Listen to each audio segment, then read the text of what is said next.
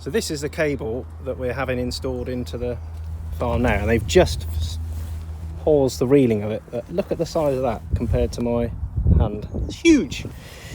So socking great big cable being pulled through. They had a really cool, they got a winch all the way up over there by the transformer. You can see it in the work van, and you can see that cable's now all the way in the trench.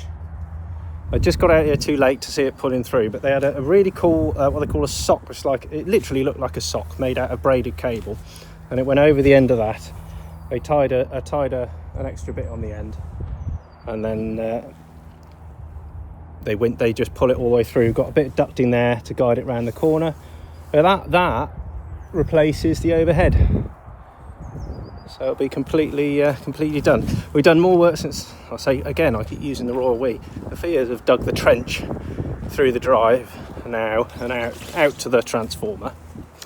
We'll take a walk out there now and have a look at it. So that is the first step, is getting the cable in, and then we can start backfilling and doing the other works we've talked about already. We're going to put a drain in here as well. All right.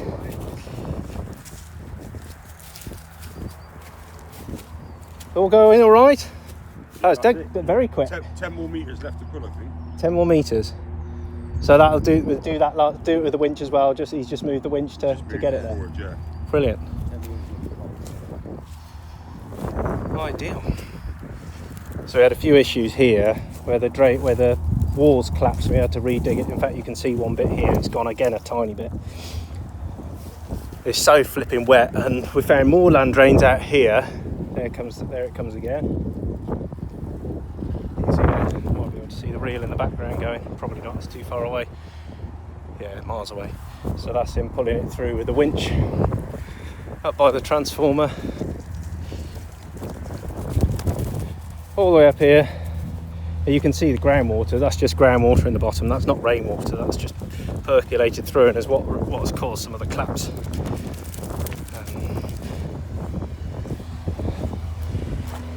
And that's the winch. And then we've got to get it. These are the fuses. The main. I don't know what you call them. Main fuses. There's probably a technical name for them. But that is where our supply comes at the minute. Up there, and those are the fuses that. The primary fuses, I don't know what you call them. They got Henley written on them, but if they ever want to disconnect us, they just yank those out. They're on threads, yank them out, and then they can plug a generator in if they need to isolate the transformer. That's all right, don't worry. Oh, this is a sock I'll show you on the end of it. It grips the cable. So that's just a braided wire there that grips it, with an extra knot on the end and a bit of tape to, there we go. I can't, like trying to pull it through if you were ever doing a cable into your house, but much more secure. So that was like all done in an instant, very quick, which is kind of cool to see. So that winch there can do 600 metres, the gentleman was saying. So it took more effort to pull the winch out than it did to pull the cable through, I think. But yeah. All very exciting. I'll go and I'll do another bit now. I'll jump off this and we'll go and show you the kitchen. So this is our kitchen, and I didn't, unfortunately, get any pictures before, so we can't do it before and after, which is a bit annoying. It looks massive now with none of the stuff in here, but there's usually a great big 2-bay sink here where that mark is, and cookers and all sorts in here. And one of the big reasons for the electricity upgrade is a big, what's called the brand name is a Rational oven, which is going to stand about 180 centimetres high here, and nearly a metre wide, and it needs a huge amount of power. It's a 63 amp 3-phase supply. So to give you an idea, your house would most likely have a 60 ampish supply, maybe 100 amps. A lot of new builds are getting a 3-phase put in. That supply is that you'd have in your house will be for one oven. So this oven is going to use what your whole house could take. and then we'll have a deep fat fryer here, which will take half of that. So that's why we need such a great big cable coming into the site, and another 3-phase supply coming in here. We've already got a single phase up here, but we're going to have a 3-phase panel here to take that power to those. And you can see, you know, I can touch the ceiling, touch the beams in here. There's not enough room to have it in here without the gas stop that you need to have, and switching should there be a fire. So got to be electric. And the plans look really good. I have left them over here. I can show you them. Double fridge there, freezer here. That's the old sink going back in, shelves that we've already got there, food mixer, old single phase oven, new the Rationale massive power drawer oven, some induction hobs to sit on the tables, the new Jeep fat fryer and the microwave. And that should be really exciting, and make this a really good kitchen to create pies for the shop, cater for the wedding guests, and make jams as well. So using our strawberries to make jam. Yeah, it's exciting times, lots of work going on, very expensive, but hopefully worth it in the long term. Right, so you can see we're now back in the distribution shed. This has all been installed since Monday, so this is our new switchgear. I can't open it at the moment because there's tools there and I haven't got the key to open it. And then this is our changeover switch for the generator. So we'll get the generator cable in an emergency, plug it in there, and this 125 amp 3-phase socket, and we'll be able to power ourselves off that generator, the video I did a little while back, the big green Lister one. Ideally, I'd like to be able to mount something like Tesla Powerwall here and use them as a UPS in an emergency. And then that'll give us a bit of time to get the generator pulled around here on the tractor, plugged in and then running. But that is future problems, because this is expensive enough and we haven't got unlimited budget, unfortunately. That cable that has been pulled through will come up here, come up through the hole and get pulled up onto this wall here, which Richard was finished off after the video, my last video, and then all should look smart. So we are just on filling in the trench now. So the cables are all in now, the ducts are all in.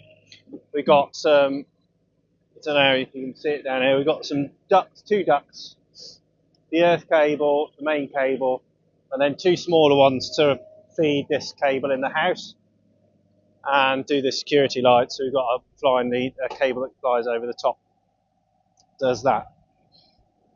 So we've got to sand that, stop any stones that are in there crushing any of the cables.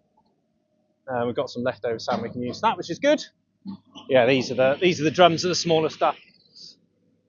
And the garden's been reinstated, which is nice. So it's nice to see it all coming back together. And we'll go and do a quick look around the board now as well with John. So we're in the shed now where John's been working, and this is all his artwork in here. Now what do you call this bit? Is it the cutout? So, and what the bits he's working on at the moment are where our sections come into the national grid sections. So there'll be, what connection is that? The fuses go in there, or do they go a bit beneath? I can't remember. Fuses in the middle. Fuses in that bit there. And then what is that? Literally, there's metal plate behind there. So that is direct. That's a direct link. Yeah. And then it's just access terminal. That's purely for screwing it in. That's literally all it's for. And then that feeds into the changeover, which you've already done. I opened that the other day, and then you've got all these. Why is this one different? That was what I wasn't sure That's about. surge protection. Surge protection for the whole lot. Yes, for the whole site. Right. Fair play. And that'll take. Will that take that off? How will it? How does it? Protects everything. So what will it? Will it sacrifice itself if it's right? So okay. So we go. Yeah. Okay. And then each of these will goes out to their NDB from there, don't they? Yeah. And I saw you had a notepad with it all on yesterday where it all goes.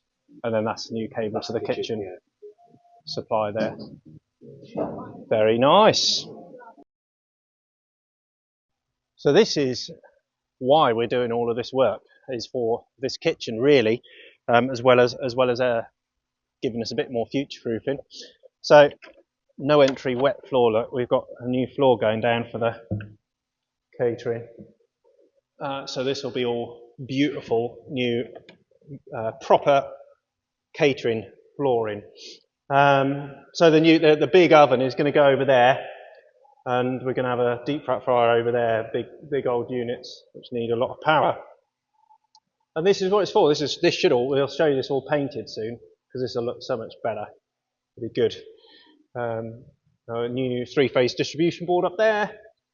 More lines going around to share the power and get it to the right places. And yeah, I'll show you the big cable that's gone in for here now.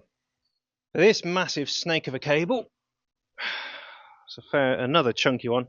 125 amp 3-phase is going. Well, this is the end of it now. It's going up right the way back to the main distribution shed where I showed you earlier on the big Hager board, and then it runs over the top. And this is the back here of the kitchen wall where I'll show them where the 3-phase board's going to be. So I'll drill through there and take it in that way. Also, quite a lot of cable. The worst thing to do is pull a cable through and have it too short. So nice long bit there. And this is all the catering stuff. It's all a bit dusty because it's been outside.